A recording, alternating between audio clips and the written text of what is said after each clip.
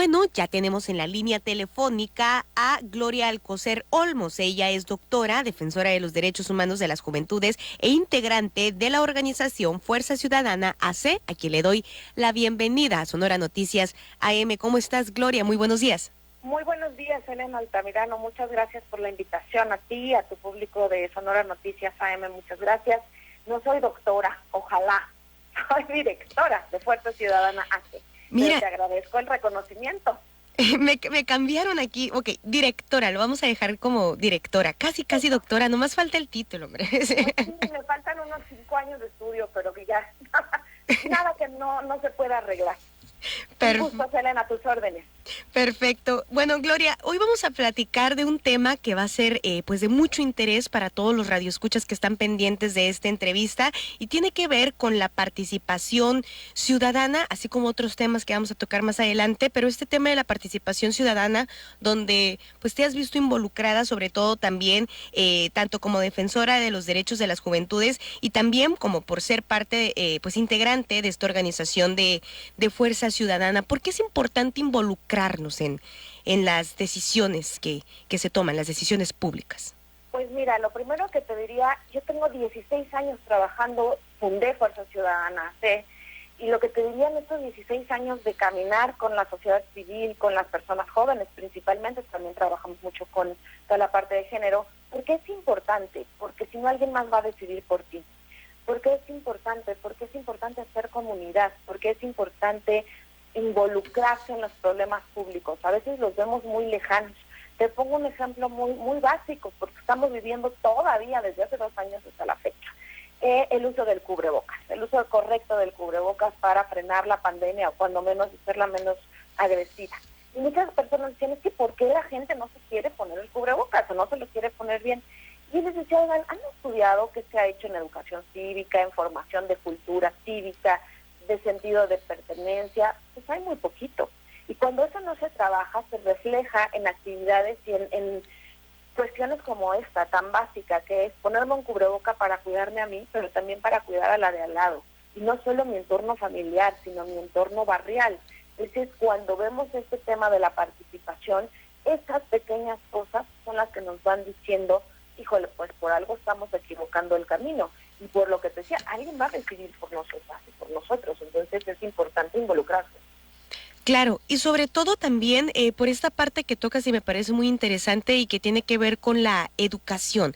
Yo siento que sí ha habido de alguna manera que en parte de la educación pública que a lo mejor ya no se refuerzan tantos estos valores de cívica, de ética, que muchas veces también es parte de lo que van formando generaciones y que también lo hemos reflejado incluso en las urnas cada que hay elecciones, cada 3 o cada 6 años, como conforme van pasando el tiempo, pues cada vez son más las personas que prefieren pues abstenerse de emitir su voto, abstenerse de ejercer sus derechos constitucionales. Pues fíjate que justo la sorpresa agradable de las elecciones del 2021 fue que la participación aumentó.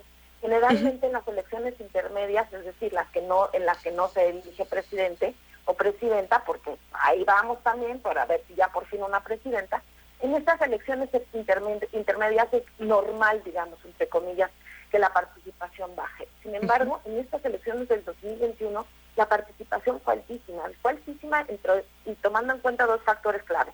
Uno, lo que te digo, una elección intermedia, pero la más importante fue la pandemia. Había toda una apuesta que entonces con menos razón la gente iba a salir a votar, pero creo que hay tantas cosas en este momento en juego en este país. Estamos en un momento verdaderamente de decisión, de crítico, te diría yo, a nivel político y social, en el sentido de tomar esas decisiones, de ver si queremos seguir por este rumbo o lo afinamos simplemente en la ciudad en la que yo vivo, la Ciudad de México. Pues el mapa electoral cambió radicalmente. Morena perdió muchas de las alcaldías. Entonces, ¿qué quiere decir? Que la gente está no empezando quizá, pero sí entendiendo de nuevo y revalorizando el poder de su voto. Claro, por ejemplo, en el caso específico de Sonora, sí hubo una leve disminución en las últimas elecciones. Así es, y eso que fueron de gobernador. Sí. Digo, a pesar de que fue un hecho histórico, porque nunca había ganado un gobernador con una diferencia tan abrumadora, sin embargo, sí preocupó el hecho de que hubo pues un gran porcentaje de la población que simplemente decidió no salir a votar. Mira, yo ahí te diría, y es muy interesante, porque los votos, por ejemplo, los votos nulos nos dicen una cosa, pero la abstención nos dice otra.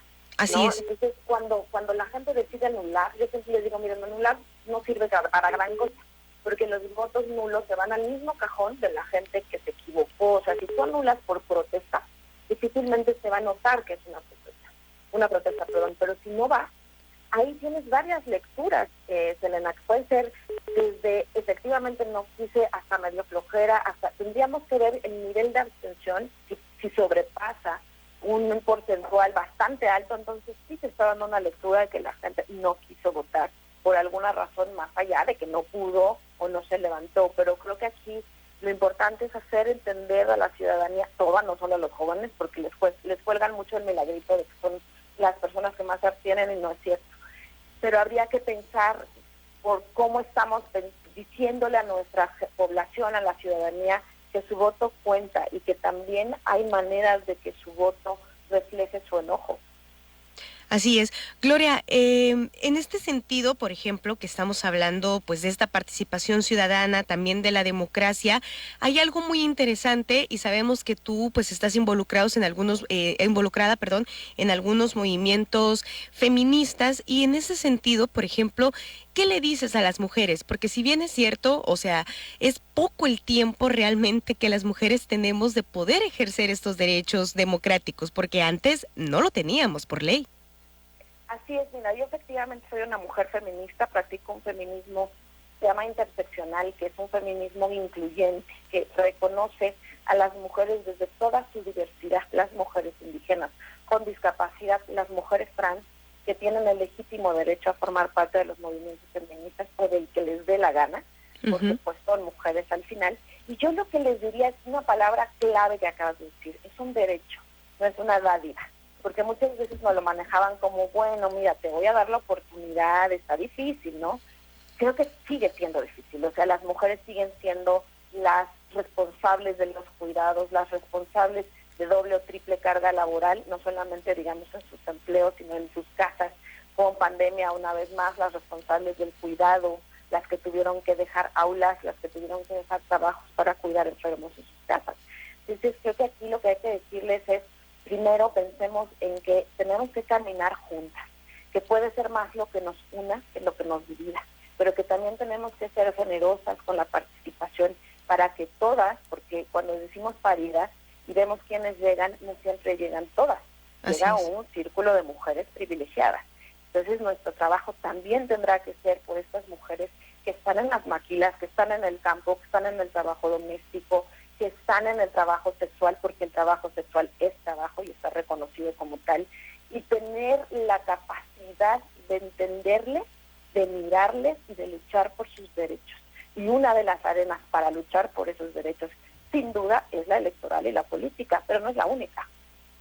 Claro, aunque en este caso, por ejemplo, específico de la electoral y la política, yo creo que en nuestro país, en México, hemos tenido cambios importantes. Si bien es cierto lo que comentas, ahorita a lo mejor y vemos que son algunas mujeres privilegiadas las que les ha tocado, no sé, pues tener una curul o quizá estar en un espacio de decisión, pero aún así estamos ante un hecho histórico, por lo menos aquí en el estado de Sonora, es la primera vez en la historia que el Congreso del Estado está conformado por muchas más mujeres que hombres y en ese sentido pues es algo inédito, es algo que nunca lo habíamos visto, si bien es cierto pues hace falta tener pues mujeres de diversas índoles con diferentes perspectivas que vengan de diferentes sectores también, pero por lo menos yo siento que es un logro que vamos avanzando y que se tiene que ir transformando también. Absolutamente, y lo que se ha avanzado ha sido a golpe de sentencias, o sea, no ha sido un regalo. Yo creo que justo yo dirijo una revista que se llama Voz y Voto, ahí les recomiendo mucho que la lean. Justo ayer sacamos un blog de la diputada Salma Luébano, una de las primeras diputadas mujeres trans, y ella llega en esta legislatura por una, digamos, reforma que obligó a los partidos políticos a postular mujeres y hombres de ciertas poblaciones históricamente relegadas, como eran las poblaciones LGBTIQ+, las mujeres y hombres con discapacidad, migrantes, afromexicanas, en fin, pero tuvo que ser de esa manera, y con las mujeres ha sido igual, o sea, el pelear los espacios, porque yo siempre dicen, hubo 6 gobernadoras, yo quitaría el caso de Guerrero, porque ese caso se cuece aparte, y no creo que Evelyn de ninguna manera llegó por el trabajo de las feministas ni la lucha feminista, es otro caso. Pero que haya ahora más gobernadoras quiere decir que hubo mujeres, hombres también, pero encabezando mujeres por esta pelea en que en los congresos locales ahora se ve. Yo creo que tienes toda la razón, o sea, hay que reconocer el camino andado, hay que reconocer la lucha de quienes lo han hecho durante muchos años, muchos antes de que tú y yo incluso naciéramos, pero que ahora se refleja en esta participación, que ahora les dicen un apellido, ¿no? Antes le decían representación y ya, y ahora es representación sustantiva. ¿Qué quiere decir eso? Ya llegaron las mujeres, pero ¿qué están haciendo? ¿Dónde están? Tú, si te fijas en la Cámara de Diputadas y Diputados Federal, ¿cuántas mujeres hay de lideresas de sus bancadas? Ninguna. Les decimos, a ver, ya llegamos, sí, pero la senadora Patricia Mercado algún día hizo un artículo con nosotros que nos decía, pues ya tenemos la silla, pero no tenemos el poder.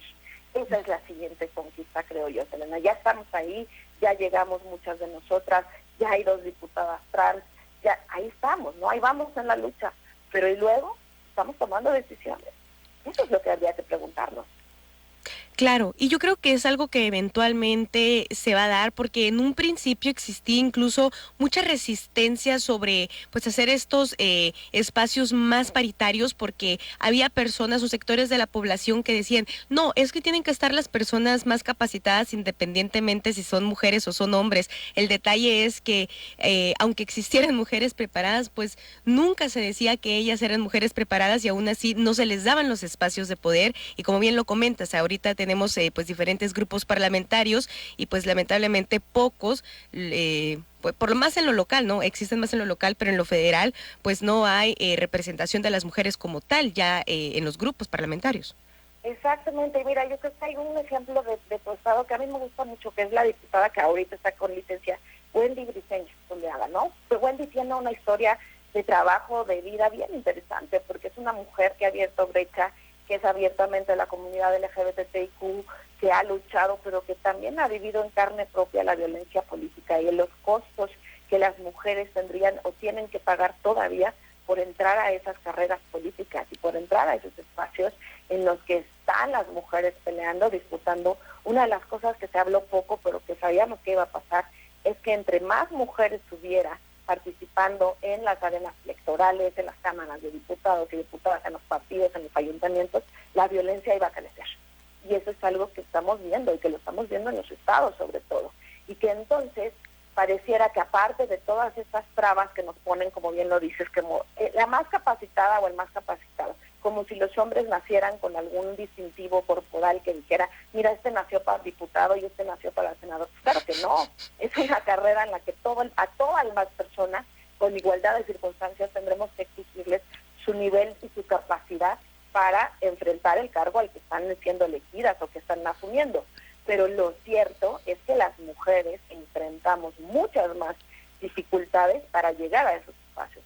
Y si lo pensamos entre una mujer como tú o como yo, que vivimos en zonas urbanas, probablemente con estudios universitarios, que hemos tenido una carrera relativamente sencilla en nuestras vidas y una historia de vida fácil, pero cuando lo pensamos en que si eres mujer, pero aparte eres indígena, o eres trans, o eres afro, o eres migrante, y aparte eres joven, y aparte tienes una discapacidad, pues básicamente es casi imposible que llegues a sus espacios. Entonces creo que eso es lo que tenemos que empezarnos a ver y a reflejar y a pensar como sociedad, y que nuestro próximo voto también vaya enfocado en pensar en esas otras personas que merecen la oportunidad y que demuestran que tienen un liderazgo, que son representantes de sus comunidades, de sus causas o de sus, digamos, poblaciones, y entonces reflexionar nuestro voto, nuestras elecciones, nuestras decisiones, y no vernos la cara cada 3 o 6 años, estar pendientes de lo que suceda. Claro, y Bueno, por último, Gloria, y aprovechando también la experiencia que tienes en los derechos de las juventudes, ¿qué les puedes decir a las y los jóvenes de Sonora también para involucrarnos más y ser parte de estos cambios que finalmente van a ser trascendentales y que van a ayudar a las nuevas generaciones? Porque algo que de alguna manera a mí en lo personal me preocupa es ver cómo en una comparativa quizá de los jóvenes del siglo XXI con los jóvenes del siglo XX, pues antes a lo mejor tenían un poco más de oportunidades en cuestión de que a lo mejor la inflación no era tan alta, que a lo mejor y no necesariamente necesitabas tener una carrera con licenciatura, maestría y doctorado para poder hacer cosas, incluso muchas veces ni teniéndolo tienes las oportunidades de crecer. Y en ese sentido decirte, ¿cómo involucrar más a la juventud para que luche por sus derechos?